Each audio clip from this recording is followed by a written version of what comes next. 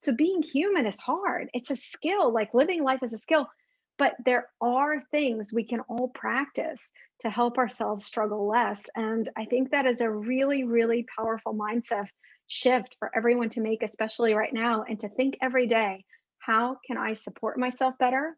How can I shift my thoughts? How can I create a better relationship with myself so that I can struggle less, so that I have more energy, capacity, meaning, purpose, help to bring to all the people that I care about and the work that I care about. And I think if we all did that every day, we can get through this with a little bit more ease and less emotional pain.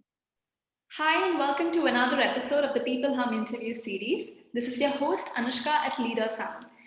peopleHum is an end-to-end one-view integrated human capital management automation platform, the winner of the 2019 Global Cody Award for HCM that is specifically built for crafted employee experiences and the future of work.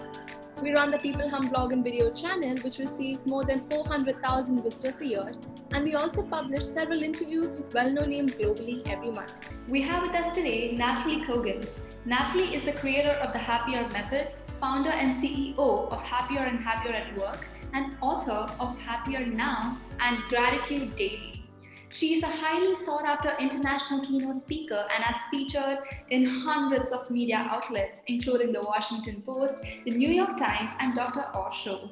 By the age of 37, Nataly held top positions at McKinsey and Microsoft, was a managing director at a venture capital fund, and started or was a member of the senior team at 5 startups and tech companies. But all of this overachievement came at a huge cost of stress and overwhelm, which was the catalyst for Nataly to give it all to start her company Happier with this mission: to help millions thrive in work and life by improving their emotional fitness with science-backed skills and practices. We're thrilled to be speaking to Nataly today at peopleHum, and she's also the best-selling author of Happier Now and Gratitude Daily. So we can't really wait to gain more insights from you, Nataly. Welcome to peopleHum. I'm so grateful and excited to be here. Thank you. I'm so excited for our conversation. Likewise, Nataly, the pleasure is absolutely ours.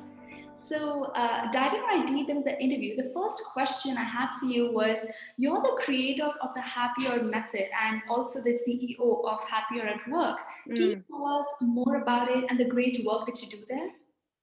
Sure. So the Happier Method is a method of skills and practices to help you as an individual, as a team, as a company, as an organization, to improve your emotional fitness and resilience skills so that you can struggle less, break out of daily burnout, and actually have greater capacity to bring to all the things that you do. So that's the Happier Method, and it's made up of 3 kind of founding principles. And I just have to share that this method, I didn't kind of research it in a lab, although it's based on a lot of research. I didn't pull it out of the air.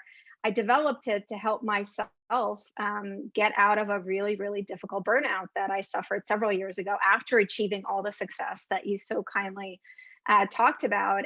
And I found myself in a very dark place. I completely burnt out. I stopped being able to function as a leader, as a mom, a human. And so I did all this research in psychology and cognitive behavior therapy and all these other fields. And I created this method for myself. And so the 3 core principles of the method that I definitely want to share, because I think it's the right time for all of us to be hearing this, is the first is that emotional fitness is a skill, right? So it's not something some people have, some people don't. That's what I used to think. I used to think that, oh, I'm just meant to struggle all the time. That's just how I am. But it's just like physical fitness, right? So you wouldn't expect yourself to run a marathon if you've never run before, right? You'd start training 1 mile, 2 mile, 5 miles. The same thing with your emotional fitness. You're just training your brain to be more resilient. You're training your brain to give you thoughts that actually serve you versus getting your way. One of the things that is a little bit frustrating about our brains, but they're doing it for a good reason, is that I always say your brain doesn't care how you feel. It's very insensitive to your feelings. Your brain just wants to keep you safe from danger.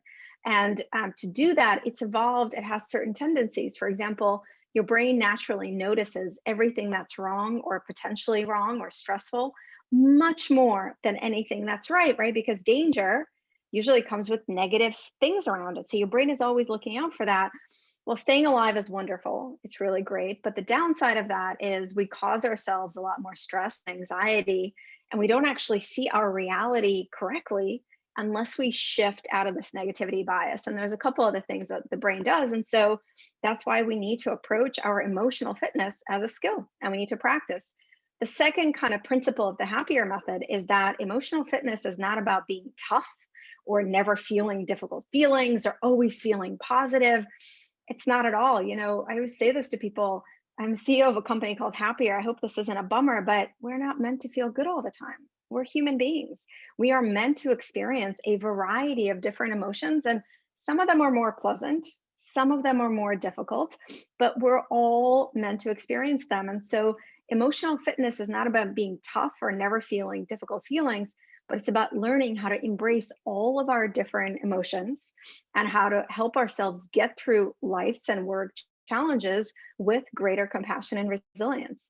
And the third kind of founding principle of the happier method is that you don't have to make huge changes. You don't have to change yourself. You don't have to change your life. I think I've definitely been through this, right? Like something is not quite right. You think, oh, I need to like go meditate for a month, or I need to completely change my life, and I can't. So the third principle is that small shifts in your mindset, in your relationship with your thoughts, in your relationship with your emotions and yourself, they have huge impact when it comes to your emotional fitness and resilience. And then those are the core principles. And then there are these 5 science-backed skills that are part of the method that I teach to individuals and leaders and companies through our Happier at Work program, which has now become completely virtual in the past year, obviously. But it's the skills we teach are, just to run through them really quickly. The first is acceptance, which I used to hate that word. I used to think acceptance was like to be really passive. And, I came to the US as a refugee, like I'm an entrepreneur, like I didn't like that. But acceptance is really the opposite of being passive. It helps you to clearly see reality so you can react appropriately. So acceptance is a skill of looking at how things are, whether it's a challenge at work, on your team, or a personal challenge, with clarity, like focusing on the facts versus getting stuck in some of these negative dramatic stories that the brain has made up because it's afraid. And then using that as your starting point to say, this is how it is. What is the next best thing I can do? The second skill is gratitude. And gratitude, I think, is something that probably most folks are familiar with, but it's all about practicing it daily. 11,000 different research studies show that gratitude improves your overall well-being, reduces stress. It also makes us more productive and collaborative with each other in a team setting. The third skill is self-care, which, I used to hear this word self-care and I was like, what does that have to do with work? Like, isn't that about massages and spas? Well, that's what brought me to burnout. Self-care is a skill of fueling your emotional, mental, and physical energy. Like a gasoline or electricity for a car is fuel, energy is your fuel. We cannot do all the things we need to do without energy. And so I think this is an important mindset shift, particularly for folks at work who don't feel like self-care belongs at work. It is not get my work done, take care of myself. Is I cannot get my work done unless I constantly fuel my energy. So that's self-care. The fifth is intentional kindness, which is also often like when I'm on a stage and I'm talking about it, people get surprised that I have to talk about kindness as a skill. I think we all think of ourselves like as generally kind people, right? Well, I say this with love. I don't really care if you're kind. I care if you're practicing kindness daily and intentionally. And kindness is one of these skills, like gratitude. It has so many gifts. Every time you do something kind, your brain releases oxytocin and serotonin. You actually feel good. It's one of the best ways I know of how to deal with stress, but it's also an amazing gift for the other person. And anyone observing an act of kindness actually feels not just better, but they're more likely to do something kind. So there's a huge, we're in a pandemic right now, but we're actually going through a huge other pandemic, which is a pandemic of rudeness and incivility. Something like 70% of employees around the world say that they experience at least one act of rudeness at work in a week. And the way we counter that is by practicing kindness. And the fifth skill of the happier method is what I call the bigger why. And it's a skill of connecting what you do daily, like your everyday tasks, to how does it contribute to someone other than you? How does it fuel your sense of purpose and meaning? But not kind of doing that once a year when we talk about our mission statement, or like once a month, actually doing that daily, like looking at your to-do list and doing this interview right now. how does this contribute to someone other than me, or getting that presentation done that I don't want to do? How does it help my team, my company, my community? And there's a lot of research that shows we're at our best in terms of productivity, creativity, collaboration when we connect to a sense of purpose. So that's as short as I can make it, the summary of the Happier method for everyone. And again, Happier at Work is our program that we do workshops on each of these skills, and all of them together with companies like SAP and Google and many others. And we also work a lot with leaders, because as a leader, you know that as a leader, you amplify everything you practice. And so we have a couple programs that we do, and these have always been virtual, where leaders go on a learning journey with us, and learn how to practice these skills for themselves to optimize their own capacity to be at their best, and then how to lead them with their teams. Wow, that was great, Natalie. I mean, I love how the first answer itself is so exhaustive and informative. I can't wait to ask the other question. And congratulations on the success of the Happier method. I mean, it was wonderful going on this journey of the concept of emotional fitness, the principles, the values, and the skills that you just spoke of. Mm-hmm. And I think now more than ever, they make a lot of sense, and they're really the need of the hour. Yeah, I think it's, it's interesting. Last year, so in 2000, time is so fluid with this pandemic. So in 2020, I did 150 keynotes, workshops, on emotional fitness skills on the Happier method for teams and companies. On average, before I would do 40 a year. Well, first of all, I had to travel. So last year I did it all from, my studio in my home office. But also we just saw so much more demand. And I think it's because of what you just said. Before last year, there were some companies and some leaders who understood that their emotional fitness, the well-being of their employees, it's not an extra. It's not something that is not their responsibility, but it is directly related to impact and results and doing their best. But there were, for the most part, like when we would work with companies, I'd have to convince them, right? I'd have to sell them on this idea with the research, and I'm happy to do that. And we began to see a tidal shift last year of companies coming to us saying, okay, this is a real problem. People are overwhelmed with the pandemic. They're stressed out, and we want to help them. They can't work. And so it was this moment of learning, which I hate that we have to learn lessons in such a painful way, but I think sometimes that's what it takes. And so that's what it takes. And so I'm hopeful that more and more companies and leaders are embracing that, this is a leadership skill. This is a key work skill. This isn't something that the employees are supposed to take care of on their own.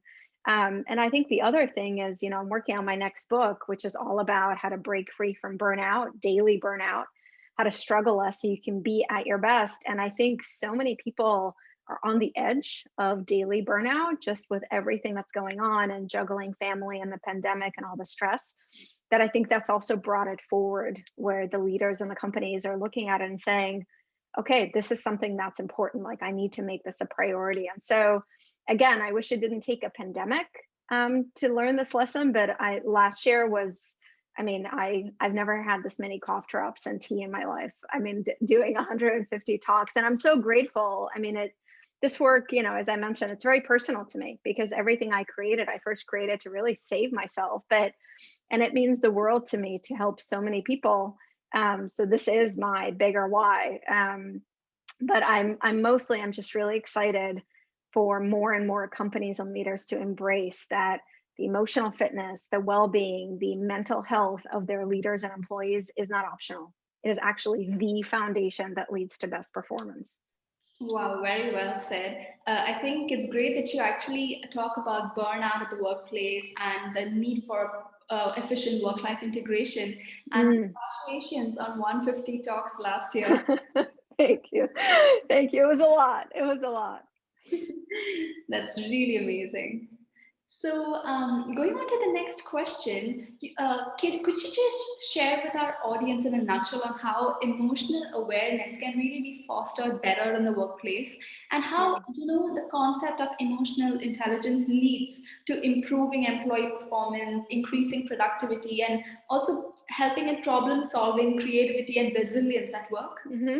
Yeah, no, it's a great question. And I think that the most important thing to think about and to recognize for everyone who's listening, especially for the leaders who are listening, is that when we come to work, it's not like we leave our emotions outside, right? I think it's definitely how, don't judge yourself if that's how you think of work. I think many of us have always worked at companies. I'm writing in my new book right now that, I mean, I've worked at so many great companies in my career, big and small. I never in a million years had anyone talk about the importance of emotions, right? So how are we supposed to learn? But just because we come to work, we don't stop being human.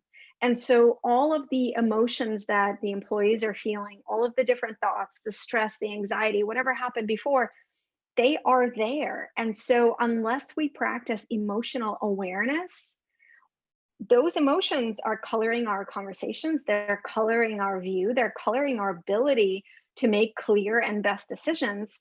And when we practice emotional awareness, what we get to do is to clear it up, is to actually be able to work together with clarity and openness. And again, I'm always the first person to say this. The most important place to begin to practice emotional awareness is on your own, right? If you do not practice individual emotional awareness, please don't talk about it to other people, because the words will just land on deaf ears. So I have this concept that I want to share with the listeners. Just wrote about it in my new book, of an emotional whiteboard. So this is something fun, because once I say it, you're not going to be able to unsee it. So all of you right now, including me and you and every single person, we have a whiteboard that is hanging around our chest. And I bet a few people just looked down and were like, no, Nataly, it isn't. It is. It is your emotional whiteboard. How you feel is actually written on it, because human emotions are contagious. We are really good as human beings at sensing each other's emotions. And there's biological evolutionary reasons for that, right? Like if you eat a poisonous mushrooms and I see your face kind of be disgusted, that's really important information for me. So I don't eat the same mushrooms. So as human beings, most of communication is nonverbal. We're really good at sensing each other's emotions. So you are sharing your emotions with everyone you work with. And please, like the few people who just thought, no, I'm really good at faking it. No, you're not. I thought I was always really good at faking it. For 2 decades of my career, I wore this mask. It was like the positive, confident Nataly as a leader, like, yes. And inside I was struggling and burning out. Well, guess what? Everyone around me sensed it. But the challenge is other people read your emotional whiteboard and it's a little fuzzy. So they can kind of make out how you feel and what's going on, but they don't know why. And so unless you practice emotional awareness and openness and acknowledge, hey, listen, you guys, like I might seem really upset. It has nothing to do with you. I had a really tough morning. So all of a sudden, your team understands why you're acting kind of down, instead of wasting their energy and productivity sitting around going, wow, Nataly seems really down. Are we getting fired? Did I do something wrong? Right? Because our brains will make up those stories. So think about your emotional whiteboard. Recognize the first thing you need to do is clarify for yourself. What am I feeling? What is on my emotional whiteboard? And the second step is emotional openness, which is acknowledging our feelings to each other. And I don't mean like, a total like a half hour essay. Here are all the things I feel, right? That's not that's not appropriate. And it's also really difficult to do. So just share one sentence, give people context. And research shows that the number one, Google did this study for a long time. They try to figure out why some of their teams were much better than others, more effective, hitting deadlines, more productive. And they couldn't find a single common variable until they looked at how the team worked together. And the variable was psychological safety. The number one thing that made teams work better together was psychological safety, which is trusting that I can take interpersonal risks with my team. That's what it means. And interpersonal risks go from, guys, I have this crazy new idea for a project, or, I'm feeling really down. I just want to tell you I have a lot of stress in my life. And so think about that again. It's the direct connection when you practice your individual emotional awareness and openness with your team. You're not just feeling better because you are, it feels better to be open, but it actually directly impacts your ability to perform as a team. Absolutely. I love this whole concept of the emotional whiteboard. Thank you so much for that. And I think it makes so much sense now. We're constantly giving each other cues with our body language, our verbal, Yes. absolutely. And it's really imperative to take these cues. And as you said, to have a kind of clarity for yourself and then be communicating Hmm. to others, so everyone's Hmm. on the same page, right? Totally, absolutely. And the thing to realize, a lot of leaders that I work with, they say, Natalie, I'm just not comfortable like sharing my emotions at work. And I understand that, but you already are sharing them. That's the thing. You already are. So the best next step is to give some context to them, is to acknowledge them. When you share without acknowledgement, you're actually causing a lot of struggle to other people because they're making up all kinds of scenarios. And so I recognize it's vulnerable and it requires courage. That's actually one of the core things that I'm working on in my next book. All of these practicing these skills requires courage because they require vulnerability, being open. But please recognize that you're already sharing your emotions. So giving them context and acknowledging them is actually an act of service to every single person you work with. Absolutely. That was such a valuable insight you provided us with, Natalie. Thank you so much for that enlightening response. I really, really appreciate it. And there's so much more to glean from all the concepts in the Happier Method and the great work that you do. I really can't wait to just read the book and also the new one on courage that you're working on. Yeah, yeah, no, that one, my book, Happier Now, is of course it's out now. And I love we have some teams that read it together. It's a really great exercise. But yeah, my next book is coming out this time next year. Wow. Hopefully post pandemic. Just love to say, hopefully post pandemic. Hopefully we're done by that point.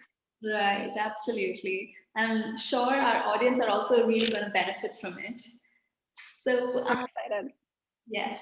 So going on to the third question, Natalie, you've mentioned a lot that your great achievements came at a cost of stress and overwhelming emotions, Yeah. which really led you to founding Happier. So I'm sure some of our listeners have really gone through the same situations, or at least Mm. similar, if not same. So how would you really advise them to navigate such turbulent times?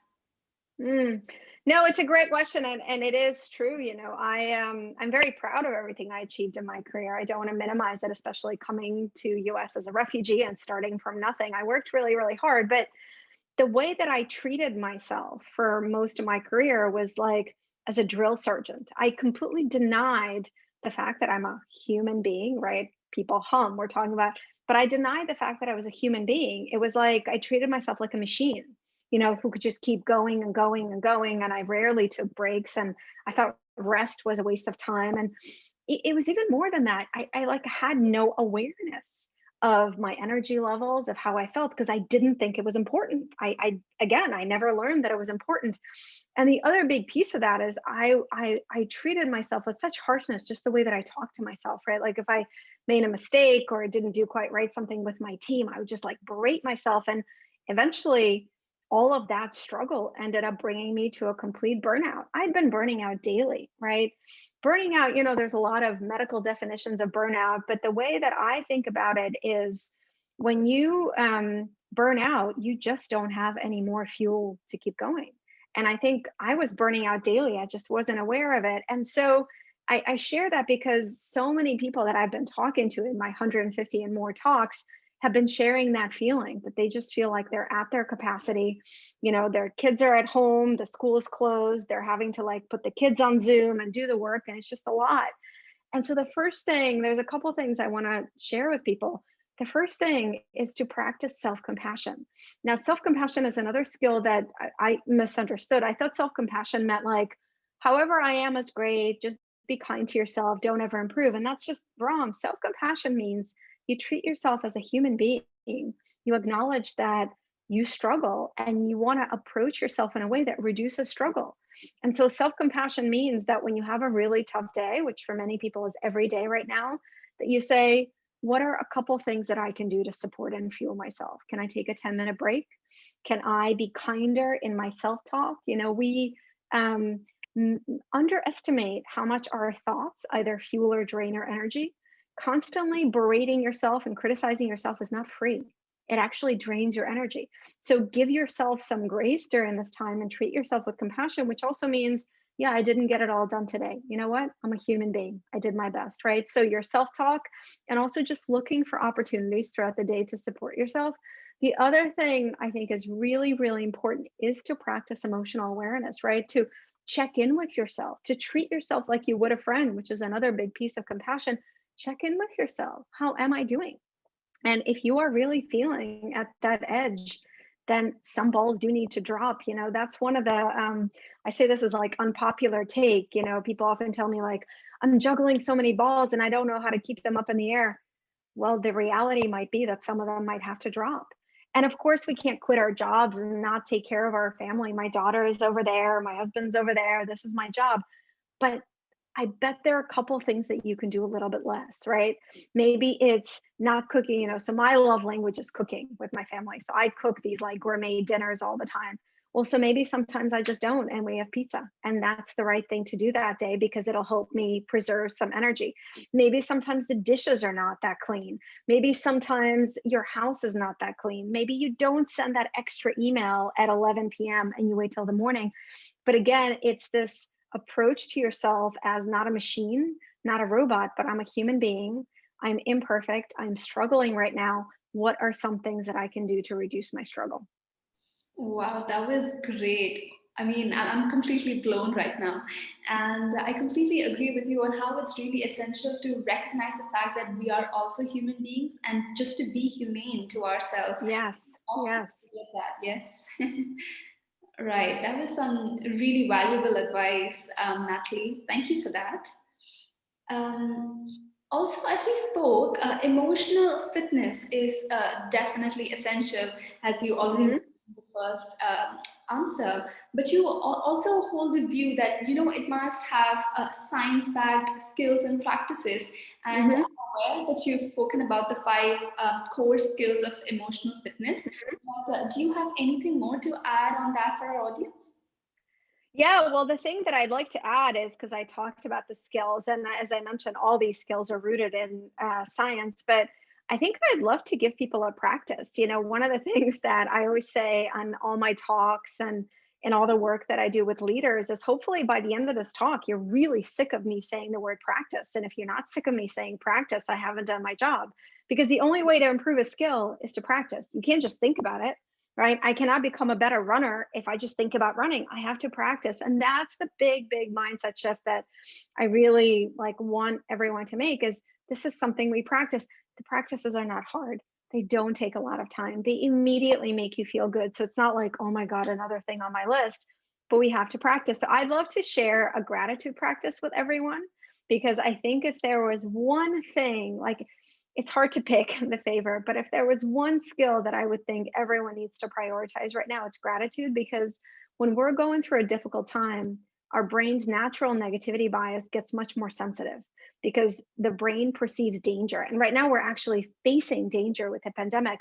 So your brain is lying to you. Your brain is presenting an incorrect emotional picture of your life because it's exaggerating everything that's wrong and ignoring a lot of comforts, a lot of things that are good. So a gratitude practice is really essential. So here is my favorite morning gratitude practice. It's so easy. You got to do it. I call it the morning gratitude lens. So in the morning, before you grab your phone, which I know we all do, I know we do it. Okay. So maybe it's as you grab your phone, before you write your first email, check the news, go on social media, take a moment, take a breath, and think of three specific things you are grateful for and jot them down. You don't need to keep a journal. I do. Here it is, but you don't need to. You can jot it down on a post it note, on an index card, in a notes app. You can text it to someone. The only thing I ask is your gratitudes be really specific. People ask me, can I do gratitude wrong? No, but there's only one thing. When I ask people, like, what are you grateful for? They say, oh, I'm grateful for my family. I'm grateful for my health. Those are wonderful things, but your brain's like, blah, blah, blah, too general. I don't care. So you want to be really specific. Ask yourself, why? Why are you grateful for your family? Why are you grateful for your health? And so jot down three specific things that you appreciate. And this is your Natalie guarantee and also science guarantee. If you do this practice daily, just for 5 to 7 days, you are going to notice a difference. You're going to feel a little bit less stressed. You're going to feel more fueled because you're going to discover, oh, there are all these things in my life that are comforting. And gratitude is actually a really important source of resilience which is something we all need right now. And so I would love if you would take up that practice, morning gratitude lens, and share it. I encourage leaders to do this together with their teams. Text your gratitudes, put them in Slack, email. Maybe your first email of the day is 3 gratitudes and you share it with your team. And then the next person goes, right? It could be gratitude tag. But I think that beginning our mornings with gratitude, it's not just powerful. I think it's essential right now. Absolutely. That was a really fresh perspective. And I think personally, I'm going to follow this from tomorrow itself. And it really starts a day on a really high note. Yes, That's great. So it's absolutely. really, answering the what and the whys. What are you gratitude Yes, for and why? Great, Natalie. yes, perfect. Such a great summary you just gave of that. I love that. Thank you. But that's just amazing. And I'm sure our audience are really going to follow this as well. I hope they do. I hope too. Yes. So just to kind of wrap this interview up, I did Yeah. not want to wrap it up, but unfortunately we'll have to do it. So do you have any passing remarks you'd like to leave our audience with? Yeah, I guess there's a phrase that I started to say to myself when I began kind of my journey of healing from burnout, which is really hard, right? Because I'd spent my whole life as a fighter, as a tough cookie. I had the story that life was meant to be a struggle, and so there's kind of this huge lesson that I learned, and this is like the core of my next book, but it's a huge lesson. There's this phrase, struggle is real, right? Like when I was an entrepreneur, this was about, well, I'm calling BS on that. Challenge is real. There are always challenges in life, right? I talk about like challenge is a feature of life, it's not a bug. So challenge is real, but struggle is optional because challenge is what happens on the outside, whether it's something terrible like the pandemic or difficulties at work. We're always dealing with challenges, right? But struggle comes from the inside. It's about how we react to the challenges. It's about the mindset that we bring. It's about how we treat ourselves while we're going through that challenge. And so that's kind of become one of my, I guess, mantras of like, challenge is real, but struggle is optional. And by practicing all these skills, including like starting your morning with gratitude, what you are doing is you are helping yourself struggle less so that you have more energy, more capacity to actually work through the challenge. And so, if I can change something in the world, I'd like it to be for us to get rid of this idea that life is meant to be a struggle. Life is meant to be challenging. I always say this. I think the first sentence in my new book is being human is hard. It's hard. There are so many challenges going on. Our brain is not always helping us. And it's not like we have a textbook. We don't have a textbook of like being human 101. So being human is hard. It's a skill, like living life is a skill. But there are things we can all practice to help ourselves struggle less. And I think that is a really, really powerful mindset shift for everyone to make, especially right now, and to think every day, how can I support myself better? How can I shift my thoughts? How can I create a better relationship with myself so that I can struggle less, so that I have more energy, capacity, meaning, purpose, help to bring to all the people that I care about and the work that I care about. And I think if we all did that every day, we can get through this with a little bit more ease and less emotional pain. Absolutely wonderful, wonderful. I love the way how you put that. It's great. Thank you so much, Natalie. And I'm out of words right now. I don't know what. I love it. You're great. That was really wonderful. And I love how you ended that on a really positive and a motivational note. So thank you so, so much for that. I personally gleaned so many fresh perspectives and got to learn so much from this half an hour interview with you. So I'm sure our audience are greatly going to benefit from it. Thank you so much. Well, no, thank you. Thank you for such thoughtful questions. I'm always so grateful for thoughtful questions. And yes, this is, as I said, this is my life's work because, it used to be kind of, I saw what I did for myself and how much I helped myself. But at this point I've worked with, tens of thousands of people, and these skills work, these practices work. We just have to commit to them and we have to practice. So thank you for helping me share this work with all these kind of new awesome humans in the world. Absolutely. Thank you for sharing that with us.